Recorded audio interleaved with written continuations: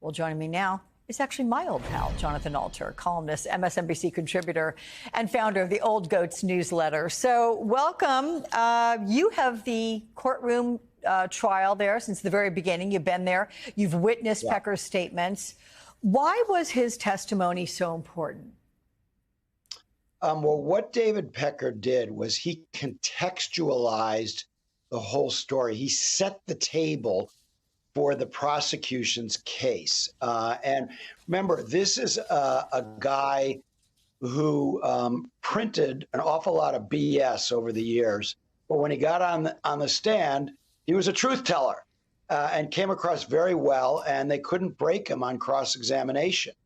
And so the story he told was kind of the prelude to the crime. The crime in this case is alleged to be when Michael Cohen and his boss, the boss as they called him, Donald Trump, falsified business documents as part of a scheme to cover up the payment to Stormy Daniels so that she wouldn't talk just before the election about their affair. It turns out that there was a precedent to all of this. So there was a doorman at a Trump-owned building who was going to surface a story about Trump having a love child.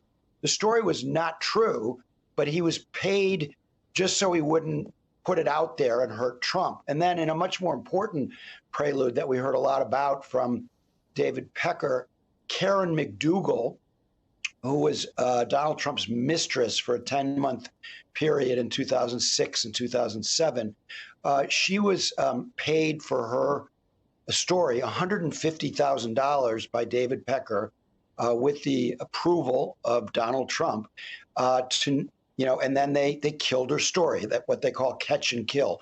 So all of this was outlined in a way that will make the Stormy Daniels story that's at the heart of this case much more comprehensible for the jury, and it pre-corroborated Michael Cohen's testimony. Cohen is going to have a problem because on the stand, Alex, he will be cross-examined. They'll present evidence. They'll present things he did in the past, like titling a book "Revenge," and they will question his past lives.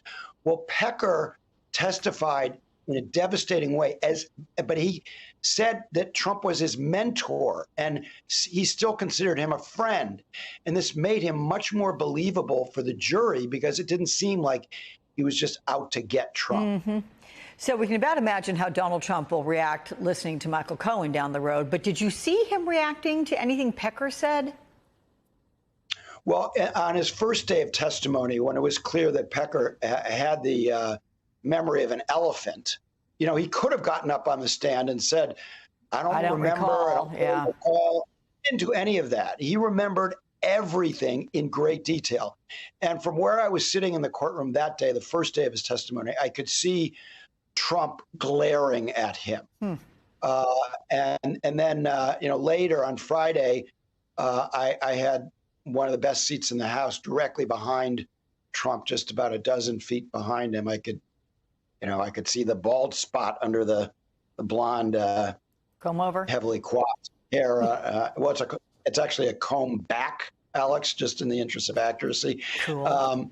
So I could see him, and I could also on the monitor see him resting his eyes. I don't think he was nodding off during Pecker's testimony, because when he does that, it's kind of like he's in airplane mode. He goes down and up, like, he wasn't doing that when Pecker was testifying. So he was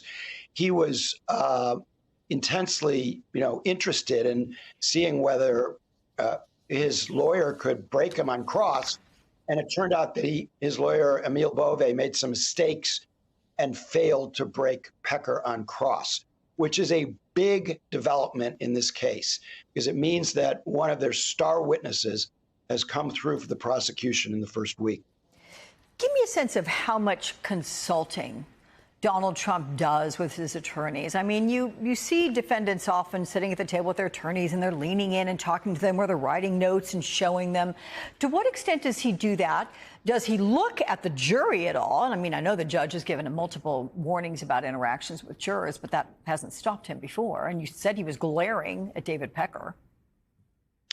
I think I would put him sort of in the medium category in terms of how much he consults with his attorneys. He doesn't do it an excessive amount, but he does sometimes.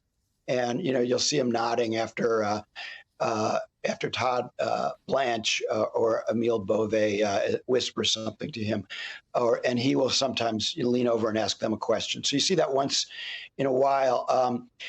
The interesting thing with his interaction with the jury, which is a little bit different from when he was rebuked by the judge during jury selection for making a comment about a juror, and the judge got really irritated with him in the first week of the trial, and basically told his lawyer, "Tell your client he can't do that anymore."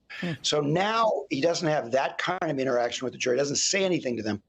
But when they come in and out in the morning and then after lunch, and sometimes a third or fourth time a day, they pass within about 3 feet of him as they exit courtroom. And he is required to stand when the jury comes in and leaves. Now, this is a very interesting small d democratic moment where a former president of the United States, who said he wants to be a dictator for at least a day, he has to stand in honor of 12 jurors plus 6 alternates, 18 citizens. And they file past him as if they're soldiers, silent soldiers on the way to do their duty. Not one of them steals a glance at Trump. They're all looking straight ahead. Normally in a trial, I'm sure you've seen this when you've been in court, like when a jury comes in or out, they're joshing with each other. They're just back from lunch.